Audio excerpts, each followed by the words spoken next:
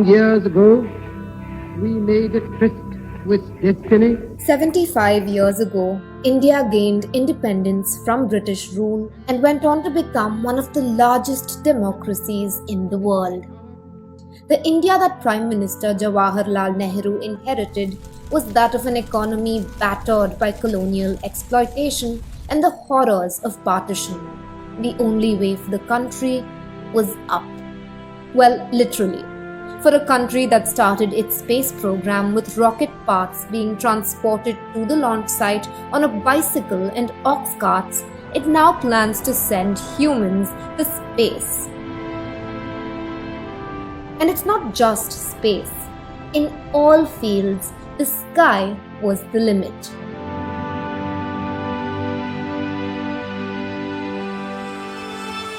The 1950s was hard. India was a struggling agrarian economy and poverty was widespread.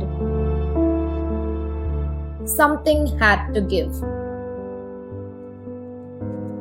It came in the form of the Green Revolution in the 1960s. Thanks to the use of technology, production soared.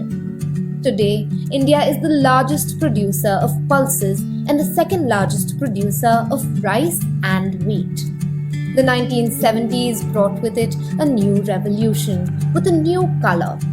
The White Revolution, known as Operation Flood, transformed India from a milk-deficient country to the milk capital of the world, producing 22% of the world's milk.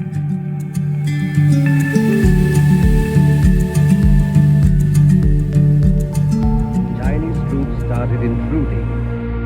Defeat in the Indo-China War in 1962 punched the whole nation at the gut. After a stalemate in the 1965 Indo-Pakistan War, India's defense forces showed their true worth in the 1971 war, defeating the same enemy, leading to the creation of Bangladesh. The commander of Pakistani's Eastern Army, Lieutenant General Niazi, had to surrender to India's Lieutenant General Jagjit Singh Arora. At the turn of the century, when Pakistani troops infiltrated past the line of control, India hit back in the icy cold conditions in Kargil in what is known as Operation Vijay.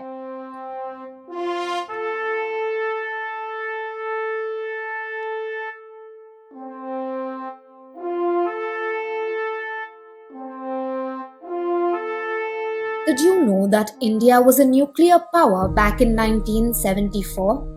At Pokhran in Rajasthan, India conducted its first nuclear test, codenamed Smiling Buddha. 24 years later, it was back to Pokhran, where India launched 5 nuclear bomb tests under the codename Operation Shakti. India became a full-fledged nuclear state.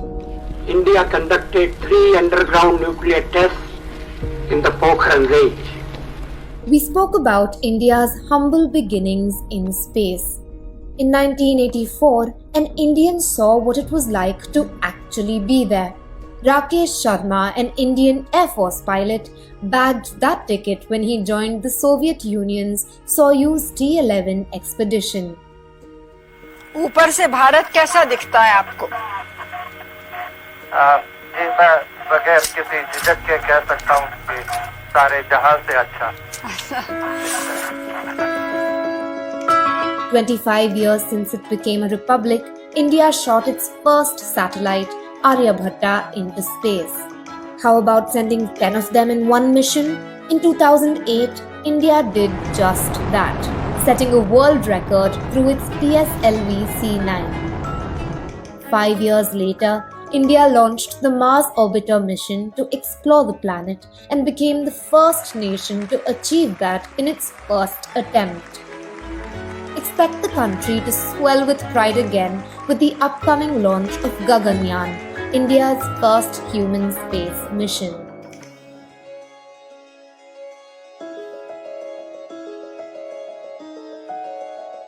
Look around you, and it's hard to find people from all walks of life without a mobile phone. Almost 93% of households own a mobile phone, according to the National Family Health Survey.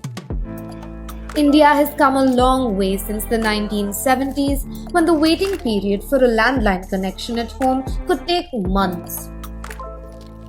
If you wanted to call someone in another city, you had to book a trunk call. On Independence Day 1995, internet services were launched in India by Videsh Sanchar Nigam Limited. In 27 years, the internet penetration in the country stands at 47%.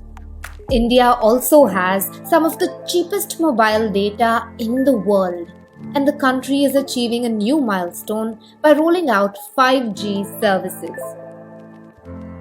Close to 45 years after independence in 1991, the then Finance Minister Dr. Manmohan Singh announced the liberalization of the Indian economy.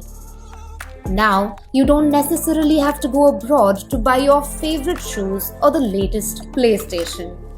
Before the economy opened up, it was a different story. The waiting period to buy a locally made car could take years. The Maruti 800 small car became a symbol of the aspiring middle class. In 1983, its first owner was handed the keys by the Prime Minister herself, Indira Gandhi.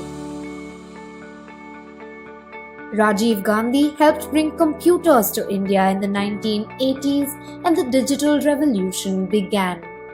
Now, India is one of the world's biggest IT hubs for innovation and outsourcing. India is expected to become the world's 5th largest economy, while a decade ago the country was not even in the top 10. For decades, India was a hockey nation. Little wonder the men's team were the favourites each time they set off for the Olympics, bagging 8 field hockey gold medals till 1980.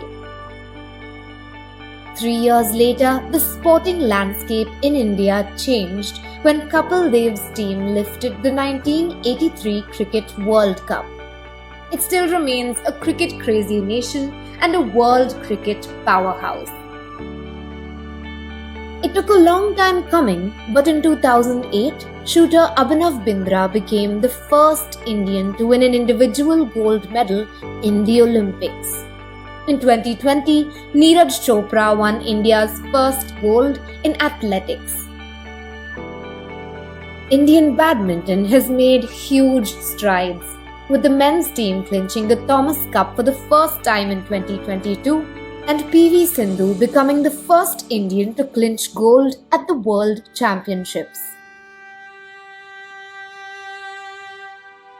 Did you know that in 1947, the average Indian was expected to live only till around 32 years? By 2022, it has increased to nearly 71 years. Since independence, India launched several programs to curb diseases like malaria, TB, AIDS, and polio. In 2014, India was declared polio-free by the World Health Organization.